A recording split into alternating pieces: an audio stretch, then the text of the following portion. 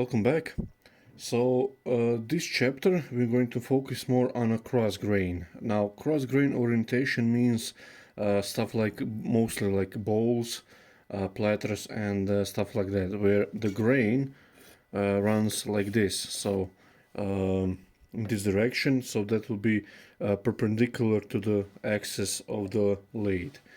I'm going to show you the most efficient cuts, the right way, the correct way to in terms of grain direction, and how to get the cleanest cuts and such. So this is something typical as a bowl blank. So it's a 10-inch bowl by 5 height.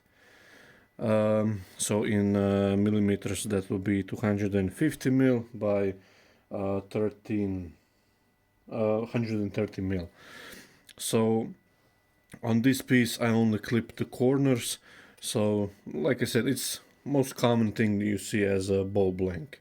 Now I'm going to set up the tailstock here because it's quite a uneven piece, although it doesn't look like that. And by the way, this is ELM. This is extremely hard ELM. I worked with ELM before, but this one is quite hard and wears out tools quite quickly. And now I'm going to bring the tailstock and I'm going to show you the tools in close that we're going to use. Let's start from the smallest tool. So this is the spindle gouge. It's asymmetrically grind, so rough and style grind. This gouge on the cross grain work I use mostly for smaller bowls to rough out or to cut the tenon and some of the details.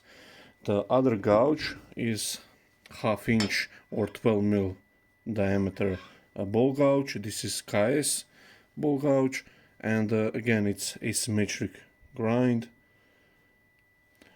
Next one is from Henry Taylor. This is 16 mil or 5/8, I believe. I never check these things. Again, also asymmetric grind. Now, as terms of grinds, you don't have to have the asymmetric grind to do cuts that I'm about to show you. The principle are the same, and some of the like rules are the same. Applies for every type grind. And finally, the Big Daddy. This is 19 mil bowl gouge from Carter and Son. I only just sharpen it up a bit. I didn't want to change the grind at this point, since I'm going to wear it down eventually, and then I can shape the grind that I like. But this is most common thing that you see from the jig, so I'm going to show you as well that. Okay, so now I want to show you a little bit about the grain direction. So our, like I said, blank is cross grain orientation, so the grain lies like so, perpendicular to the lathe axis. Now all of the cuts will be going, if this is our foot, from smaller diameter to the bigger. So on the outside of the bowl, all of our cuts will go in this direction. Now, there's nothing stopping you to go the other way, but you have to be aware that you'll get, especially on a dry piece, this is green, not extremely wet, but still quite green piece, and on a green piece you have some, let's say, more forgiving in terms of grain tear out. But if this was a dry piece, then if you go against the grain, you'll have much more tear out, and you just have to be aware that you have to have enough wood to be able to clean it up. If I want to shape the bowl like this rough out, I'll be using pretty much just peeling cuts, roughing cuts with the wing, and I don't care about the surface. But if I want to get a nice clean cut, then I'll be using push cut, and I'll be riding the bevel. Now on a bowl blank like this, so our grain lies like so. This is end grain, this is end grain, this is side grain, again end grain, end grain, end grain. And if I go in this direction, I'll be facing much more end grain surface than I would like. So all of my cuts will be going into side grain like so, and I'll be facing side grain, which is much more forgiving on the tool, and it's much easier to shape it and much faster. So let's true up this blank. I'll set up the camera so you can see it much clearly, and we'll start to make some cuts. Okay, let's start. So turn on the lathe on the slowest speed that you have and slightly raise the speed. Now I'm at, the lathe start to shake a little bit. Now I'm at 800 RPM. Now I feel I can go a little bit faster.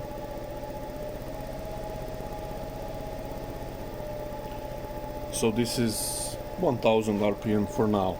At least I get this corner here, then it will run much smoother. So let's start with the spindle gouge, and I put it on the side. I always like to use the just left of the point. So, and you go into arcs. You put your handle in your body and you move your your body, not your just only hands. And you slowly get into the cut and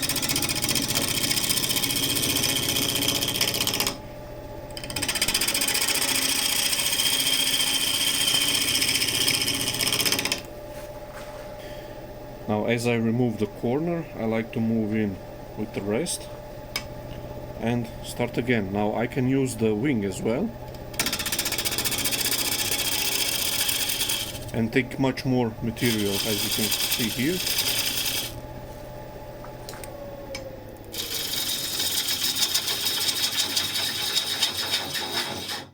So this is peeling side grain, as you can see, and you get shavings. If I go the other way,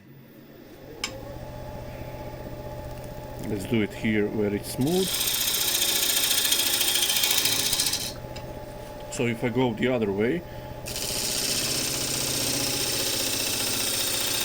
it's not much of a shavings, more of a dust, because there are a lot of more end grain fibers. Now if I go with a half-inch ball gouge, same principle here as well. I like to use the wing of the tool.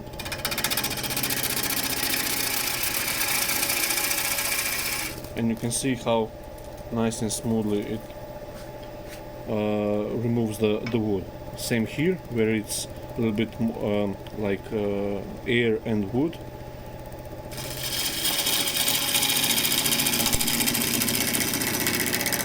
Again, move in arcs. Now I'm doing this slowly so you can see it a little bit better. I'll try to get the camera again a little bit closer to here. Okay, so I repositioned the camera so you can see a little bit better. So you can maybe see here the unevenness, how it wobbles, and I'll try to make it so you can hear it. So if I push the tool onto the wood, it will bounce, but if I let the wood come to the tool like so,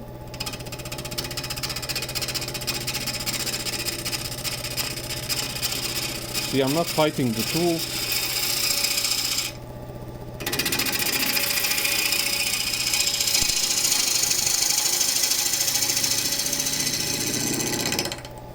Nice and easy. Move in arcs.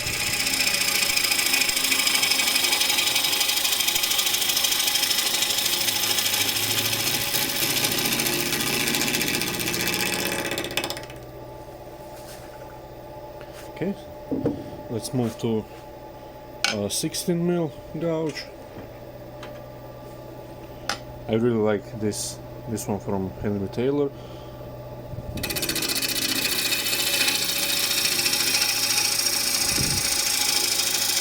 So if I'm holding my gouge, now if I'm holding the gouge, as you see here, and I move like so, I'm constantly, I'll show you here, I'm constantly peeling the side grain. It's really dense, this elm, so I can't get it like so. I'm constantly in a peeling action, versus if I go into this direction, it's not much of a shavings. There are a little bit shavings, but much more like dust. So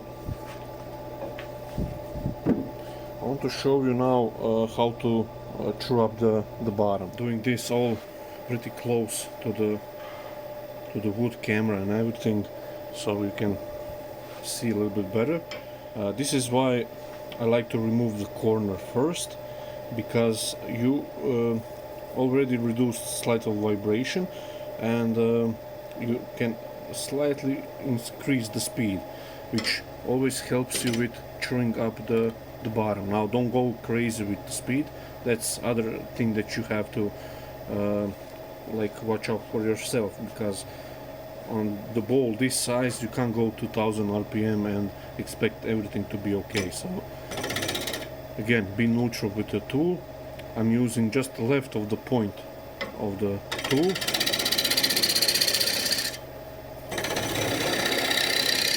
and without any effort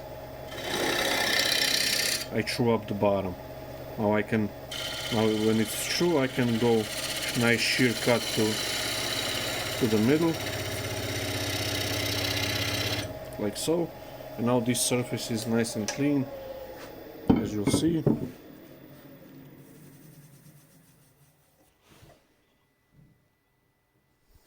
Nice pattern in this elm.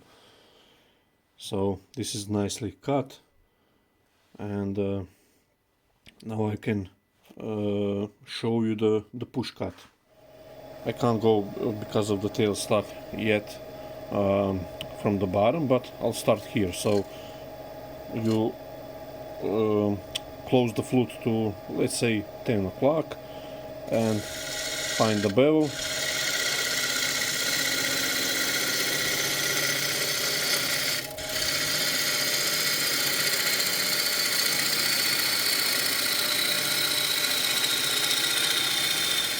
This is where 40-40 grind would be great, because the wings are a little bit further to the front and you're peeling most of the side grain.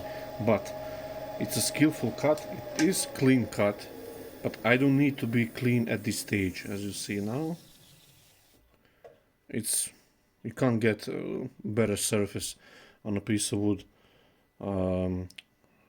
apart from the push cut, but I don't need to have it at this stage. I always like to keep the push cut for the last cut. Different.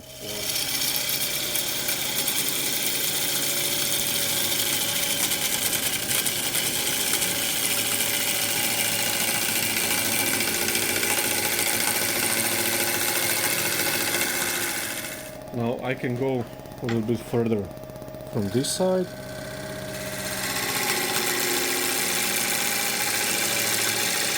So I want to show you how much wood I'm taking off.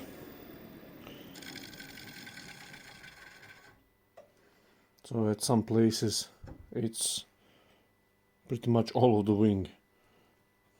Here it's a little bit even more, so that's something to look out for. So let's reduce that in half. Don't go all the way through. And come from the top side, from the top of the bowl.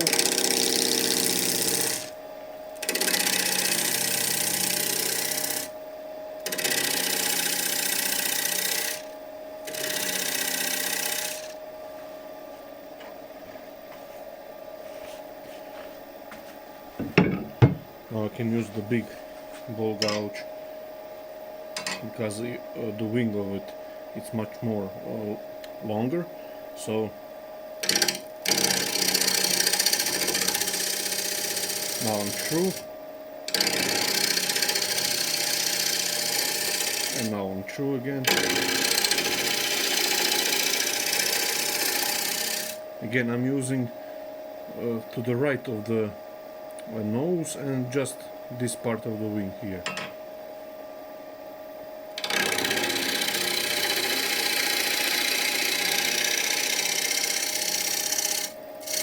Now I've showed you how to chew it up. Now we can focus more on finishing cuts. Now this is actually quite lovely piece of elm.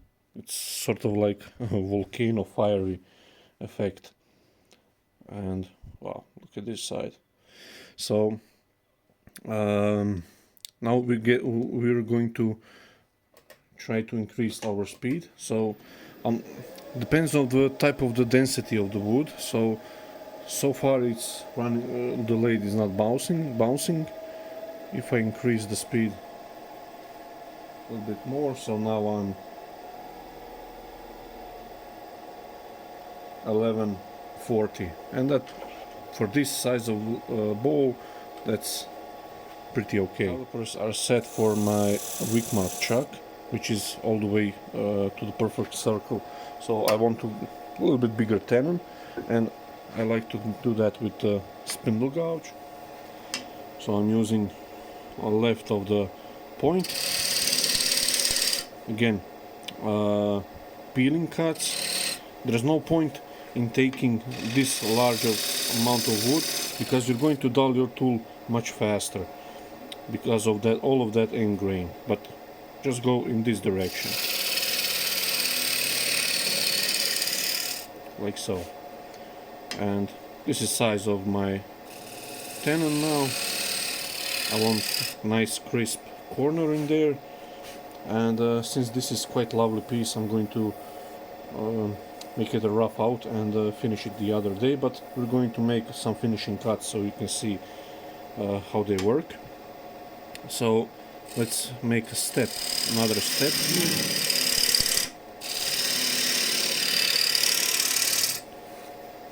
So this step I leave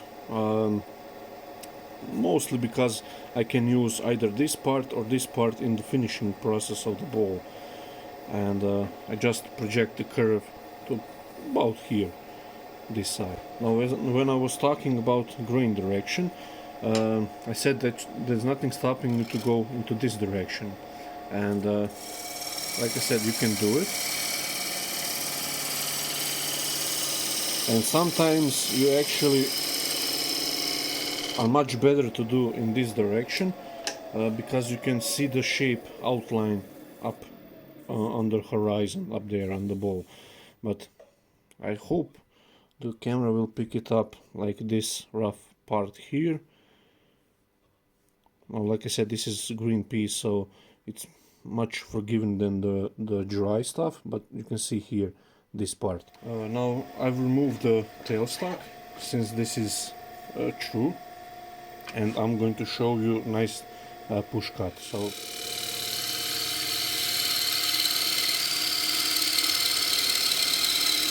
I'm riding the bevel.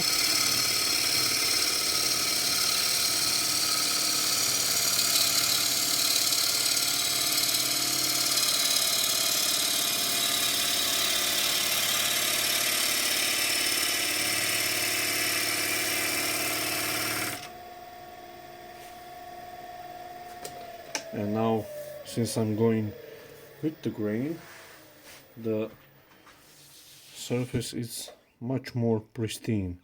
As you can see here, no tear out whatsoever. On this part it was when I was going against the grain, but now it's all nicely clean.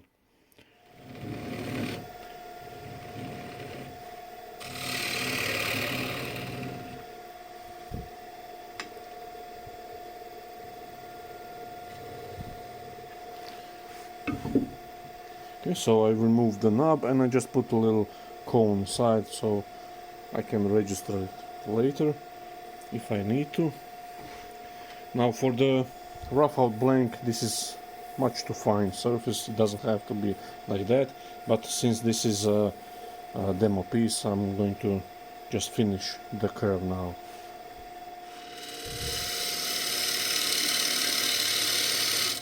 And I can increase the speed slightly.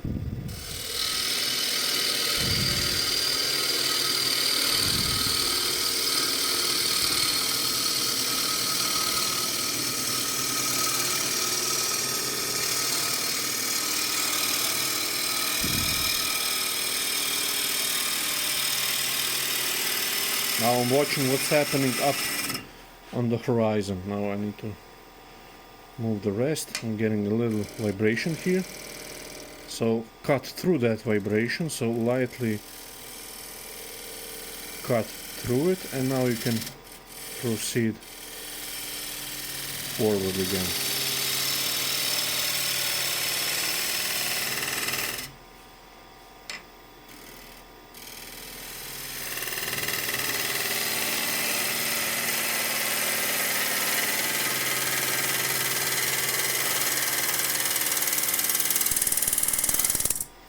Now don't go all the way out.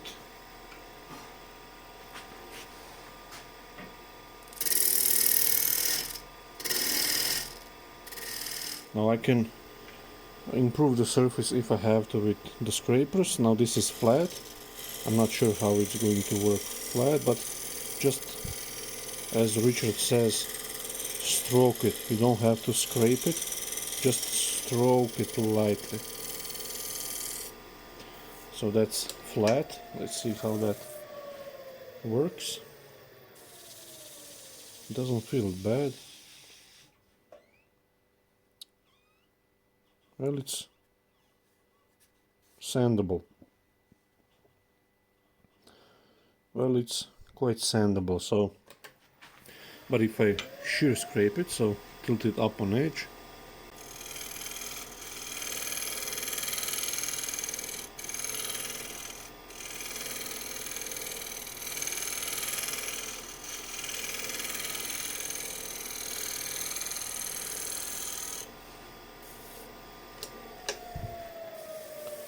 Let's see how that worked.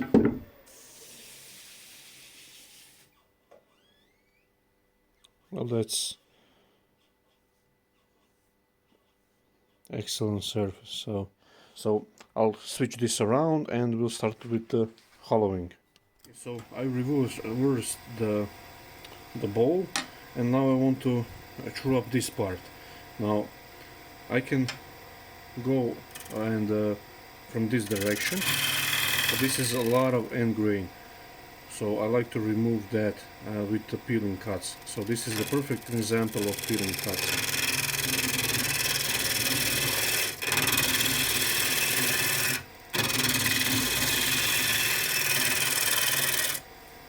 And as you probably heard, that edge is now dull as well.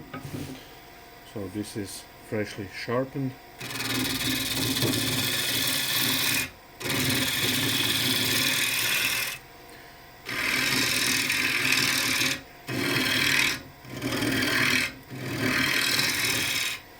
Now you can reduce it to this, let's say, 1.5 mm, 2 mm, and then you can, from the smooth part here, make a nice shear cut.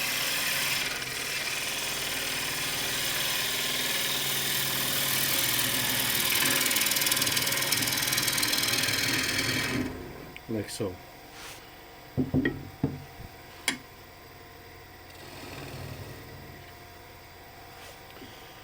Now usually I would core this out, but I want to show you the hollowing process. I'll use a drill bit to actually go pretty much all the way. So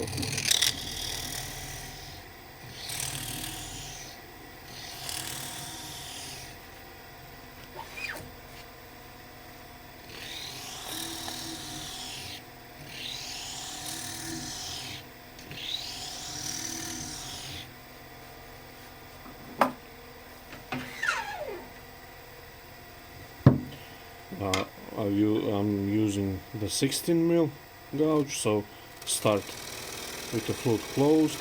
Once you're in the wood, open it up and slowly forward.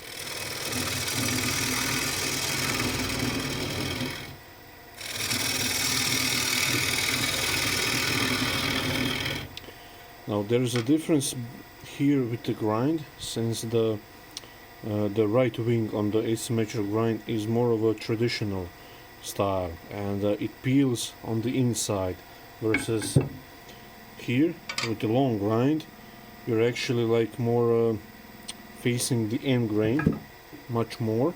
I'll show you here. So it's nice and easy to start because it has a point.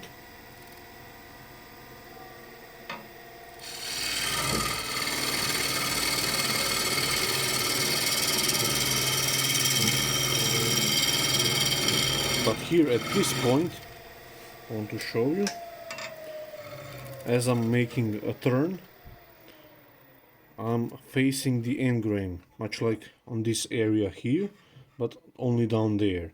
So that's where you can get a little like a jolt, or so you have to just take it slowly. This is where I like the asymmetric grind. Here I'm peeling the side grain. The 40-40 grind is also quite useful for hollowing out the ball.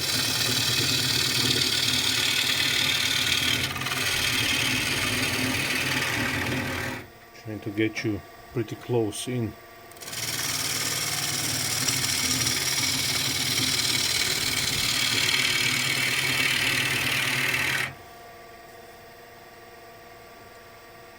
More light inside.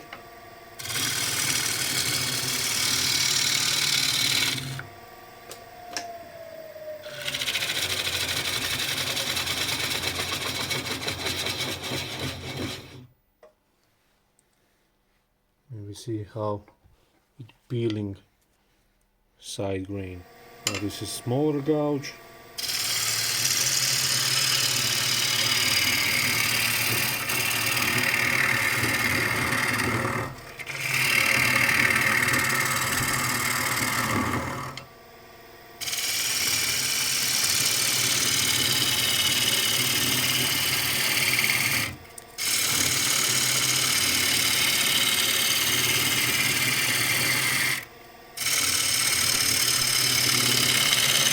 Now with a half-inch ball gouge you can't take large volume, but this is so hard, this elm, so it's not the easiest wood to work in terms of, but with a bigger tool I can take bigger bites. And this is where I'll try to show you a little bit closer the peeling action.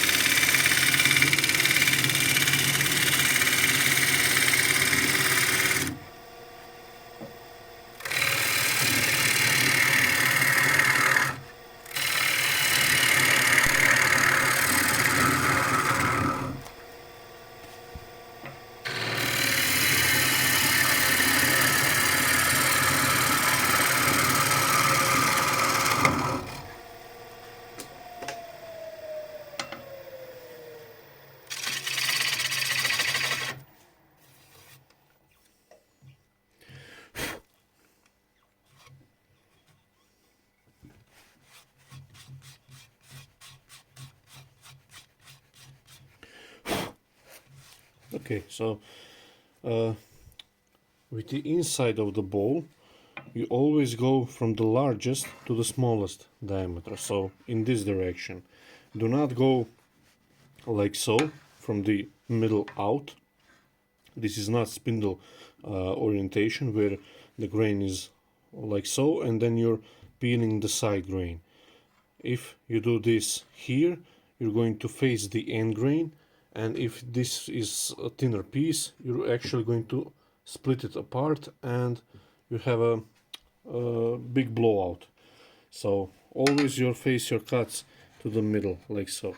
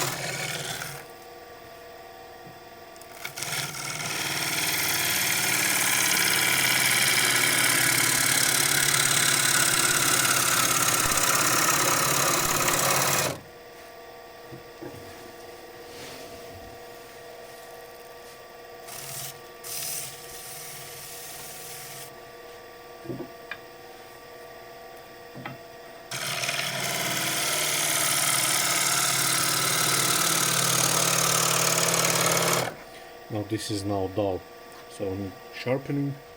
Now the other sign that you know your tool is dull, the wood wants to reject it. Now this elm, like I said, it's extremely hard and likes to reject the gouge much sooner than other species like, I don't know, walnut, cherry. So I can a little bit face the tool rest in, or even better, rotate the whole assembly.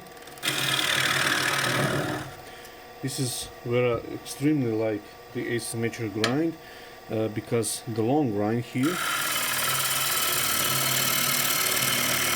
now I'm just going into end grain here, versus if I ride the bevel here, you see how I remove the top portion of that cone. See? It's much more in a, like a traditional gouge for the bottom of the bowls, which lay down the grain. So it will get dark inside, and the way I have the setup here, I can't move the lamp behind it. So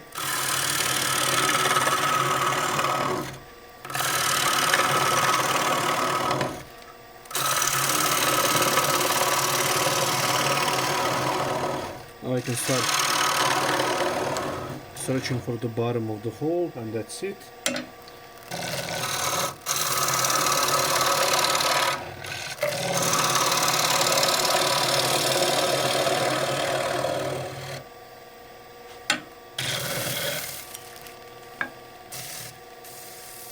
I feel how at least as long as my hands are long, if I'm like the same thickness.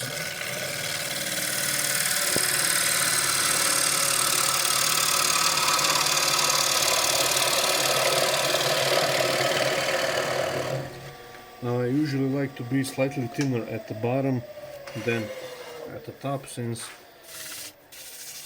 if you leave a big bulk of wood on the bottom, it likes to distort much and crack down there. So this is quite okay. Okay, so let's take it out, and it's already surface dried. See, it's not that like water effect, wet effect. So, and once this is like dried and finished, you can see this lovely pattern at the bottom of the bowl. Now if I did this the other way, so if all of this nice grain was at the top, most of it, since it's mostly in the middle like so, the most of it will end up in the shaving. So just have to think a little bit how you want to orient your bowl. And yeah, so this is the way I do it. It's for me the most efficient way. Now it took much more longer, obviously because of the demo and showing you how to do it, but usually I can rough out this in quite a short time, and I would usually core this out so I have a smaller nice piece like so. And I'll just put this on the shelf to dry. I don't think I'll coat it with glue or anything like that, because what I've seen from other elm that I have, around 20 other bowls, they don't warp or crack as easily, so at least for now. So some of the key features you saw. So on the inside, the correct way to get the best surface is to go from the biggest diameter to the smallest, and on the outside from the smallest to the biggest. So, but on the inside you just have to be aware that if you break the rule, and if this is a little thinner bowl, if you go from the middle out, there's a big possibility that you'll catch the end grain and you'll split your bowl in several pieces, especially on the lathe when it's spinning at high speeds. You get pretty dangerous blowout. So Yeah, I hope this makes a little bit clearer on how to work on the side grain or cross grain orientation wood on the lathe, and the next chapter will be on some of the projects that we'll do, so should be fun.